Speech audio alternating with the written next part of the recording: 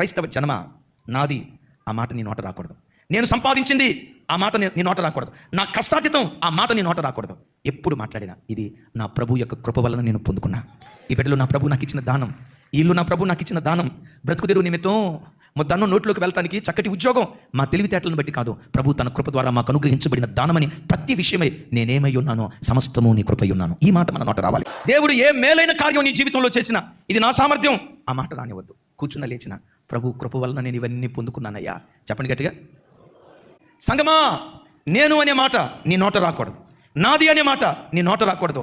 ఎప్పుడు నీ నోట వచ్చినా నేనేమై ఉన్నానో సమస్తము ఆయన కృప వల్లనే అయ్యున్నానని ఒక పెదవులతో అంటాం కాదు. చెల్లి తమ్ముడా, నీ గుండె లోతుల్లో నుంచి ఏసయ్యా ఈ ముద్దను నువ్వు పెట్టిన భిక్ష ఏసయ్యా, ఈ ఉద్యోగం నువ్వు పెట్టిన భిక్ష ఏసయ్యా, ఈరోజు ఒక మంచి బట్ట నేను కట్టుకోగలుగుతున్నానంటే అయ్యా నీవు పెట్టిన భిక్ష అని ప్రతి క్షణం ఆయన కృపకే అగ్రపట్టం కట్టుదుంగాక.